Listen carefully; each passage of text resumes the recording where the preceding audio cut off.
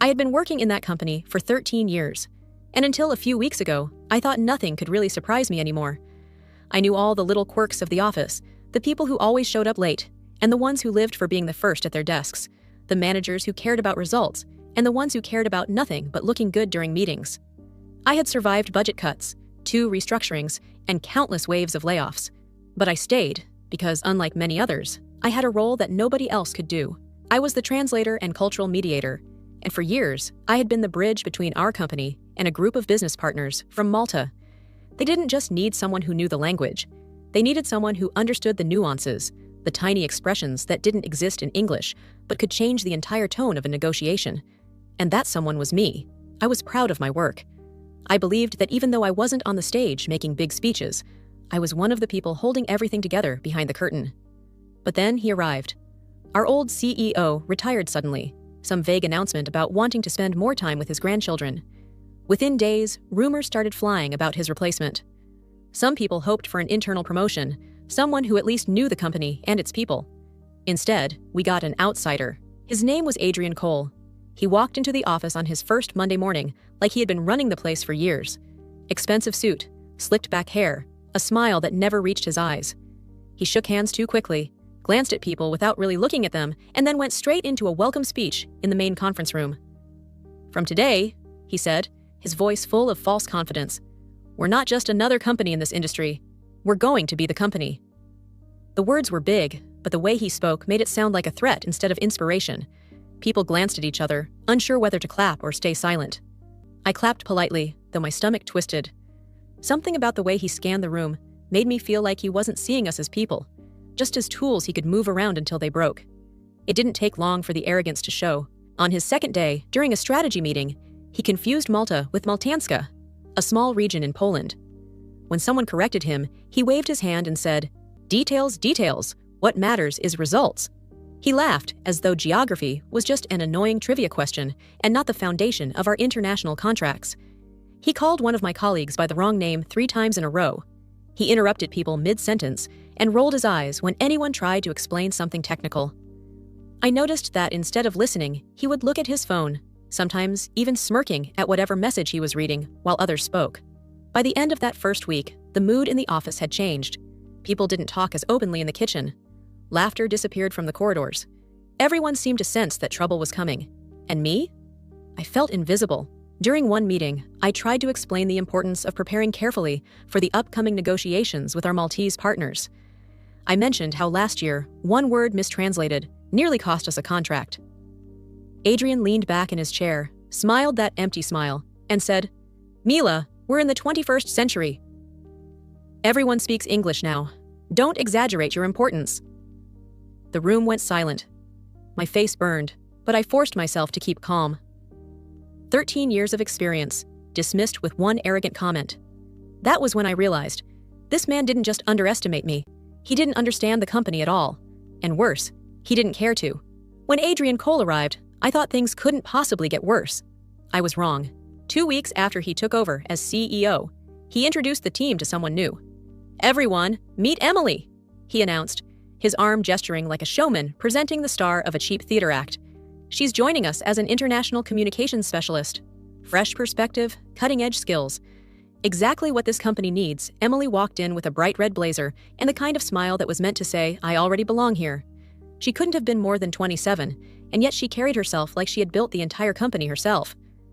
She sat down across from me, adjusted her blazer, and offered me a quick glance that wasn't really a smile. More like an appraisal, as if she was checking me off her mental list of obstacles.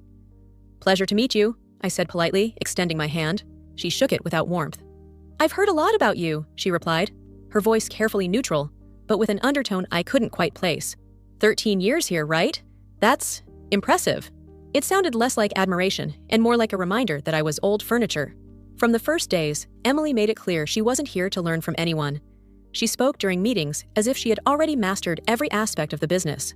She corrected colleagues with half-baked knowledge, and whenever someone mentioned my role as a translator and cultural mediator, she would lean back with a faint smirk, as though the entire concept was outdated. At first, I tried to give her the benefit of the doubt. Maybe she was simply nervous and overcompensating. But then came the little digs. During coffee breaks, she would say things like, It must be exhausting to keep up with all those old-fashioned language barriers. I guess that's why people our age are focusing on tech solutions instead.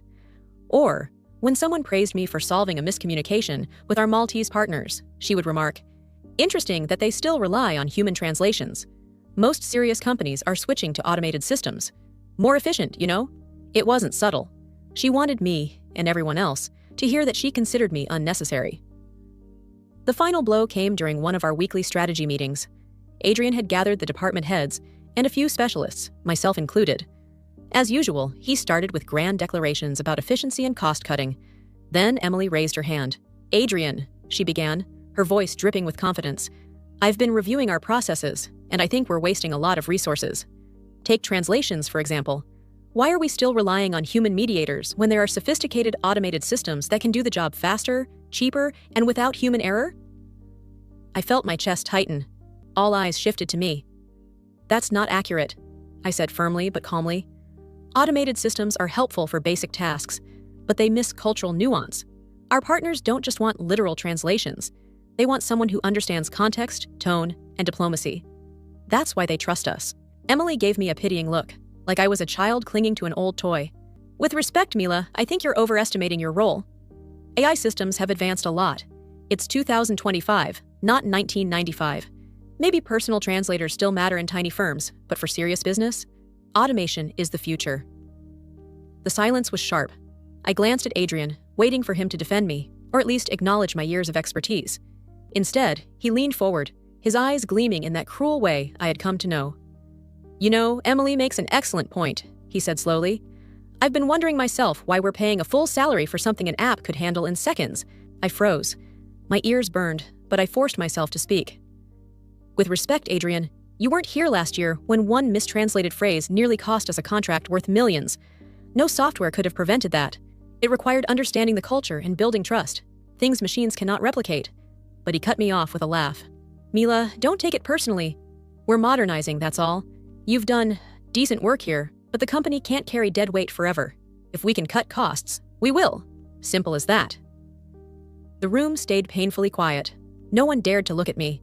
Emily crossed her legs and smiled slightly, satisfied. She had gotten exactly what she wanted, to make me look obsolete.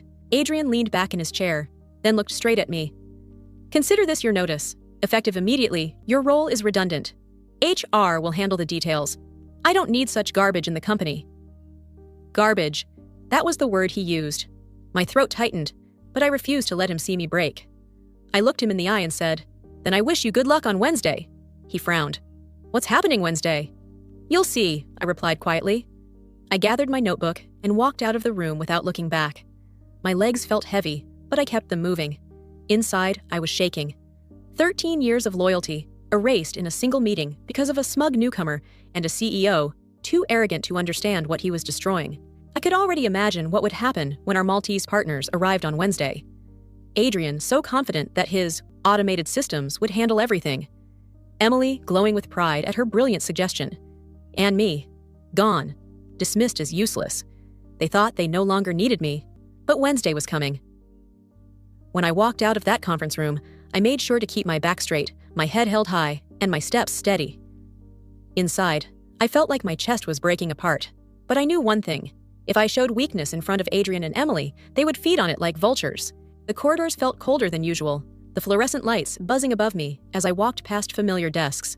People lowered their eyes when I passed, pretending to be busy with emails or staring too long at spreadsheets. They had all heard what had just happened, but no one dared to say a word. It wasn't that they didn't care. It was that they were afraid that one wrong look at me would make them the next target. I reached my desk, pulled out my personal notebook, and placed it carefully into my bag. I didn't have much there. Some pens, a couple of photographs, and the tiny Maltese English dictionary I'd carried since my first year. My hands were steady, but my heart was pounding so hard I thought everyone around me could hear it. As I zipped up the bag and slung it over my shoulder, I whispered to myself, "They think they don't need me. Let's see how long that lasts." By the time I reached home, my phone was already buzzing. At first, I ignored it, too drained to deal with anything. I sat at the kitchen table, staring at the wall, replaying Adrian's words in my head. "I don't need such garbage in the company." Every time I thought about it, the humiliation burned deeper. 13 years reduced to one cruel sentence. But then I glanced at my phone, a message from Mark, one of the project managers, who had always treated me with respect. Mark, Mila, you won't believe this. The partners are here. It's a disaster already, I frowned, my breath catching. A second message came right after. Mark, they asked for you the moment they walked in. Adrian told them you're no longer with us. The look on their faces. Mila, I swear, they were furious. I put the phone down and pressed my palms against my eyes. Exactly as I had predicted, the Maltese didn't like surprises. They valued relationships, loyalty, and continuity. To them, dismissing me wasn't just a staffing decision. It was an insult, another vibration. This time it was from Anna, my closest friend at work. Anna. They don't trust Emily. She tried to greet them, but it was embarrassing. Her pronunciation is terrible, and she kept smiling like it was some casual social call. They cut her off mid-sentence. A bitter laugh escaped my throat. I had warned them, over and over, that nuance mattered more than literal words. But Adrian and Emily had brushed me aside. And now, the very people they needed most were slipping through their fingers. As the evening went on, the messages kept coming. Mark. Emily just told the partners she could use a live translation app for the negotiations. One of them actually laughed. He said, "If this is how you respect us, perhaps we are in the wrong place." Adrian's face turned red. Anna, they keep asking why you're not there. Adrian tries to dodge the question, but it's making things worse. Lucas, from finance. I can't believe it, Mila. First meeting is basically ruined. They cut it short after 30 minutes. No agreements, no progress, just tension. I read each message slowly, my chest tightening, not from sadness, but from a strange mixture of vindication and sorrow. Part of me wanted to scream, see? This is what happens when you don't listen to me. But another part of me just felt heavy, because I had loved this work. I had cared about these relationships. Watching them crumble because of Adrian's arrogance was painful, even if it wasn't my fault. The next morning, I woke up earlier than usual. For the first time in 13 years, I had nowhere to go, no emails to check, no contracts to prepare. The silence of my apartment felt unnatural, but then my phone lit up again. Anna. Day 2. Even worse. They refused to sit down with Emily. They asked for you by name, Mila. Adrian tried to cover, saying you weren't available. They weren't having it. Mark. One of the partners told Adrian, without Mila, there is no deal. The whole room went silent. He tried to laugh it off, but they weren't joking. I stared at the messages, unable to decide whether to feel proud or broken. Proud that my years of work had meant so much, but broken that Adrian had to learn it this way, through failure instead of trust. Later that afternoon, Anna called me. I almost didn't pick up, but her name flashing on the screen felt like a lifeline. Are you sitting down? She asked without preamble. Yes, I whispered. It's chaos here. The partners walked out of the meeting. Walked out, Mila. They said they refused to sign anything until you are brought back. Adrian tried to chase after them, but they told him he had insulted them beyond forgiveness. I closed my eyes, letting her words wash over me. A small part of me wanted to celebrate the poetic justice of it all, but most of me just felt tired. Tired of being underestimated, tired of being humiliated, tired of watching incompetence ruin everything I had built. What about Emily? I asked finally. Anna sighed. She looks lost. She tried to joke with them, but it was painful to watch. She doesn't know their culture, Mila. She doesn't understand that for them, respect is everything. She treated them like casual tourists. They'll never forgive her for that. Silence stretched between us for a moment. Then Anna added softly, Mila, they were right. Without you, there is no deal. When I hung up, I set the phone on the table and sat in the quiet for a long time. I thought about the years I had given to that company, the late nights, the endless flights, the constant effort to bridge cultures and keep fragile relationships alive. Adrian had dismissed all of it with one arrogant decision, and now he was watching his empire crumble. I didn't need to do anything. The damage was unfolding on its own. For the first time in days, I let myself smile. Because I knew. This was only the beginning. For 2 days, I lived in a strange fog.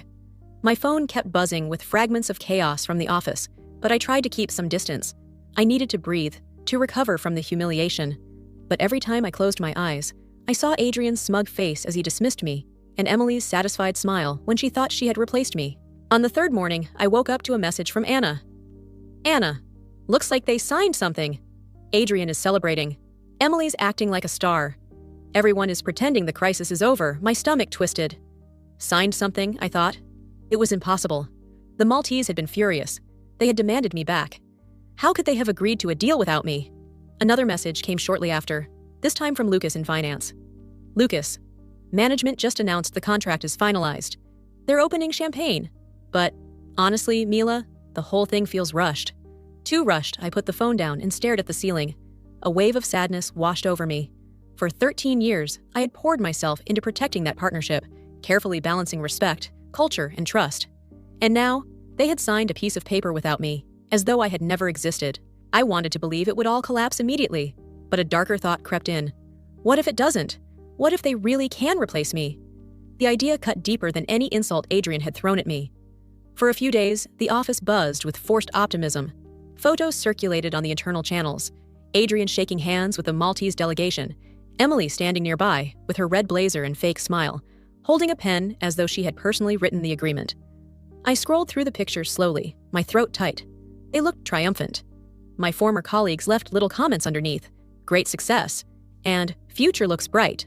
But even through the screen, I sensed the unease. I knew too well how quickly a smile could hide disaster. Still, the sadness lingered. I sat at my kitchen table, sipping lukewarm tea, wondering if I had been wrong. Maybe my work really didn't matter. Maybe all those years of careful communication had been a waste.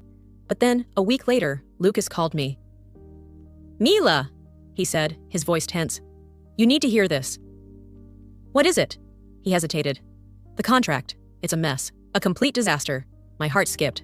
"What do you mean?" "Legal just reviewed the final document. Mila, it wasn't even written properly. They used machine translation for most of it. Half the clauses don't make sense, and the other half give the Maltese almost total control." I gripped the edge of the table. "Explain." "They slipped in provisions we never agreed to. Exclusive rights, veto power over all project decisions, even financial control in some areas. It's unbelievable. We basically handed them the keys to the entire operation." I pressed a hand against my mouth. My sadness turned into a bitter mix of anger and grim satisfaction. "Didn't anyone notice?" I asked. "That's the worst part," Lucas sighed. Emily insisted the document was fine. She told Adrian the translation software was state-of-the-art. Nobody wanted to contradict her. So we signed without double-checking. For a moment, I couldn't speak. 13 years of warnings. 13 years of insisting that nuance mattered. And this was the result. A contract that gave away everything. That evening, Anna came over with a bottle of cheap wine and 2 glasses. We sat on my couch, the city lights flickering through the window as she filled in the rest of the story. "Adrian still doesn't understand how bad it is," she said, shaking her head. "He thinks it's just a technical issue, that legal can fix the wording. But Mila, the partners are already acting like they own us. They're demanding changes to schedules, budgets, even staffing. And because of the contract, we can't say no." I stared at her, the glass heavy in my hand. "So they trapped him." "Exactly." Anna's eyes flashed. "They used his arrogance against him." And Emily, God, she's walking around like she's some genius negotiator, but everyone can see she has no idea what she's doing. I laughed bitterly. She wanted me gone. She got her wish. Now she's drowning. Anna leaned closer, lowering her voice. "The truth is, Mila, everyone's whispering your name. They all know this wouldn't have happened if you'd been there." Her words filled me with both warmth and pain. Warmth, because my work had mattered after all. Pain, because now it was too late. The following week, news started leaking beyond the office walls. A colleague from another branch called me out of the blue. "Mila, is it true?" he asked. "Is what true?" "That the Maltese contract basically put them in charge of everything? People are saying Adrian signed away control of the project." I closed my eyes. "It's true." There was a low whistle on the other end of the line. Unbelievable. He thought he was showing strength, but he just showed weakness. Exactly. And the worst part was, it had been so avoidable. One night, long after Anna had left, I sat alone with a Maltese English dictionary on my lap. I flipped through its worn pages, each one marked with notes and underlined phrases from years of negotiations. Words that had saved deals, clarified intentions, avoided conflicts. And now, all of it had been ignored in favor of a machine that couldn't tell the difference between courtesy and insult. I thought about Adrian raising his glass in celebration, about Emily posing for photographs as if she had achieved something historic. And I imagined the Maltese partners hiding their satisfaction behind polite smiles, knowing they had secured control without lifting a finger. My sadness turned into something sharper, not just anger, but resolve. Because if Adrian thought this was over, he was wrong. This was only the beginning of his downfall. It didn't take long for the truth about the contract to explode. By Monday morning, my phone was vibrating nonstop. This time, the messages weren't from just Anna or Lucas. People I hadn't heard from in months were writing, their words full of disbelief. Mark, the board is furious. They just realized the Maltese deal could cost us millions, Lucas. Clients are asking questions. Some are threatening to pull out Anna. Panic everywhere. People are whispering your name like it's a forbidden word. I sat in my kitchen, staring at the screen, feeling both vindicated and strangely hollow. For so long, I had been the quiet backbone of those negotiations, and now that I was gone, the structure was collapsing. At the office, things were even worse than I imagined. Anna called me during her lunch break, whispering like she was afraid someone would overhear. "Mila, you wouldn't believe it. The Maltese partners have already sent a letter refusing to renegotiate. They're pointing to the contract Adrian signed, his signature, his responsibility. According to the document, they control budget allocations, project timelines, even staffing decisions. We can't move without their approval." I rubbed my forehead. "So we're stuck." "Stuck," she confirmed. "And legal says the only way out would be a lawsuit, but that could take years and cost more than the contract itself." I could hear voices buzzing in the background, frantic footsteps, the ringing of phones. "What about Emily?" I asked. Anna gave a humorless laugh. "Emily? She hasn't been seen since Friday. No one knows if she's sick, hiding, or just quit. Her desk is empty. Her blazer is still on her chair. For a moment, I couldn't decide whether to laugh or shake my head. The girl who had been so eager to take my place had vanished. The second things got hard. "And Adrian?" Anna sighed deeply. "He's pretending everything's fine. He keeps calling emergency meetings, barking orders, but it's all smoke. The partners won't take his calls. They sent a formal note saying communication must go through them directly now." That hit me harder than I expected. Adrian had wanted control so badly, and now he had lost even the illusion of it. By Tuesday, the panic spread beyond the walls of the office. Clients started calling me, not the company. Somehow, word had gotten out that I was no longer there, and they connected the dots. One client, a man I'd helped through a delicate cross-border deal years ago, sounded furious. "Mila, what happened over there? Why didn't anyone tell us you left? We trusted you. Now we hear they signed some nonsense that could ruin operations for half the region." "I wish I had an answer," I admitted softly, "but I wasn't part of it." "Exactly," he snapped. Then his tone softened. "Look, if they don't fix this, we'll have to withdraw." "We can't risk being tied to that kind of chaos." I ended the call with a sinking feeling. One by one, the threads were unraveling. On Wednesday, Anna sent me a voice message. Her voice shook. "Mila, it's insane here. People are crying in the bathrooms. Projects are frozen because the Maltese are demanding approval for everything. Internal documents are locked. We can't even send a draft proposal without their sign-off. And Adrian, oh Mila, he's shouting in the corridors. But no one listens anymore. The partners refuse to meet him. They say he insulted them beyond forgiveness. He looks smaller every day." I replayed her message twice, my chest tight. This was the crisis I had predicted, but it was happening faster, harder, and crueler than even I expected. By the end of the week, the office was unrecognizable. Anna described it in detail over another late-night call. "The shareholders are circling like sharks," she whispered. "They're demanding answers. Adrian keeps insisting he can turn it around, but he has nothing to show them. Employees are polishing resumes in the open.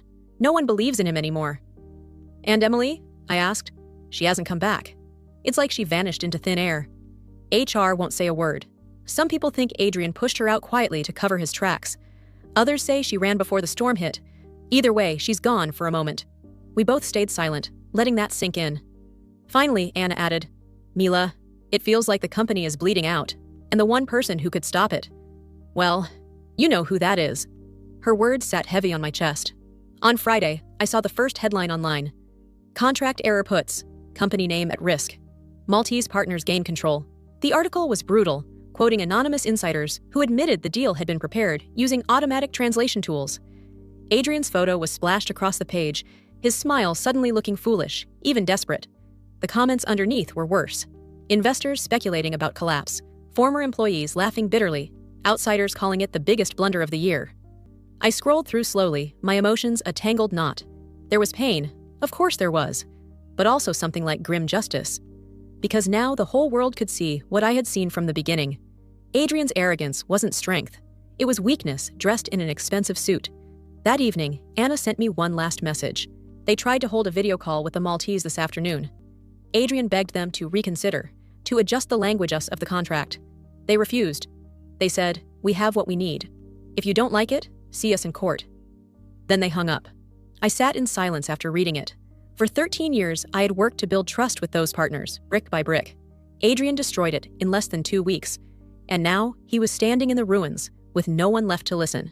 It struck me then, sitting in the quiet of my apartment, that Adrian had finally lost the one thing he valued most: control. The partners wouldn't speak to him. The employees didn't trust him. The clients were slipping away. And Emily, the woman who had been so confident in replacing me, had disappeared without a trace. All that was left was panic, chaos, and Adrian's hollow speeches echoing through an office that no longer believed in him. And I knew, with a sharp certainty, that this was only the beginning of his downfall. I always knew the Maltese wouldn't let it go quietly. Their culture valued patience, but when insulted, their memory was long and their judgment final. The official letter came on a Tuesday morning. Anna was the first to send me a photo of it, snapped quickly on her phone before management could lock it away. Due to repeated signs of unprofessionalism, disrespect for our culture, and disregard for the commitments we expected from this partnership, we hereby terminate our cooperation with company name. Effective immediately, reading those words, my hands trembled. 13 years of carefully built trust erased in a single page, not because the Maltese partners were fickle, but because Adrian and Emily had turned respect into an afterthought. Anna's message followed right after. Anna, "Mila, you were right. They wrote exactly what you warned Adrian about. Cultural nuances, respect, communication. All in black and white." I set the phone down and closed my eyes. It wasn't satisfaction I felt. It was something heavier, something that made my chest ache. I had tried so hard to protect that partnership, and now, not only was it gone, but it was gone in the exact way I had predicted. By mid-morning, the entire office was in chaos. Mark called me, his voice almost drowned out by shouting in the background. "You don't understand, Mila," he said breathlessly. "It's like a bomb went off." Adrian locked himself in the conference room with legal, but the shareholders already know. We're looking at millions lost, maybe more. The partners had rights to entire portions of the project. Now we have no control and no future revenue. The market will destroy us. I leaned against the wall, gripping the phone tighter. "And Emily?" There was a bitter laugh on the other end. "Funny you ask. The internal memo went out this morning. It says the failure is tied to procedural mistakes made by the newly appointed international communications specialist. They're scapegoating her, Mila. Officially. Her name's on it." For a moment, I couldn't breathe. The girl who had walked in with her red blazer and smug smile, so sure she was the future, had now been branded the reason for the collapse. I should have felt vindicated, but instead, I felt pity. Because deep down, I knew it wasn't just her fault. She had played her part, yes, but the arrogance had come from above. Adrian had believed he was untouchable, and now, the evidence of his incompetence was public. By the afternoon, the news spread outside the company. Financial media outlets published headlines with words like catastrophe, blunder, and humiliation. Analysts wrote that the deal would become a case study in corporate arrogance. One headline stood out to me more than the others: how ignoring cultural nuances cost millions. I read it 3 times, each sentence echoing what I had tried to explain to Adrian in that meeting, the one where he called me garbage. The article even quoted parts of the termination letter. "We trusted in the professionalism of your team, but were met with disregard, incompetence, and reliance on unsuitable tools for sensitive negotiations. Incompetence, disregard, unsuitable tools." It was as though the partners had written the words directly to Adrian's face. The following day, Anna called me, her voice hushed. "You should see it, Mila. The building doesn't feel the same.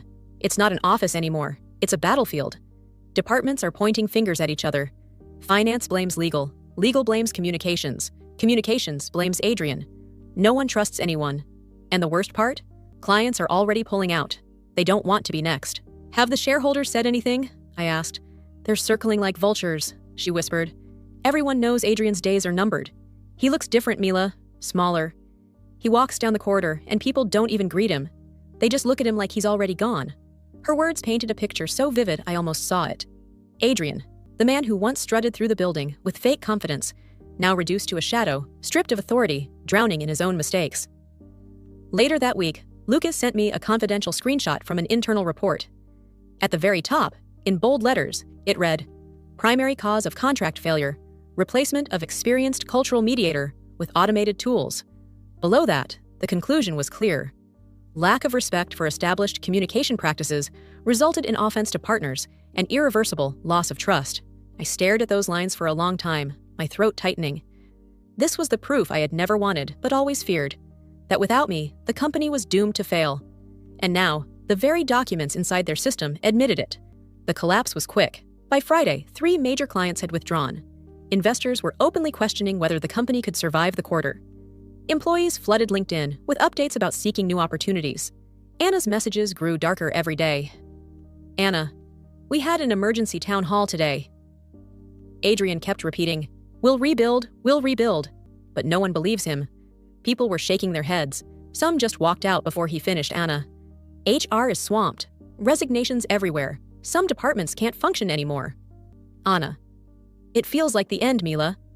The company we knew, it's gone. That night, I sat in my apartment with the Maltese English dictionary in my hands. I flipped through the pages, remembering all the times I had relied on those tiny words to bridge massive gaps between cultures. And then, I remembered Adrian's voice in that meeting, cold and dismissive. "I don't need such garbage in the company."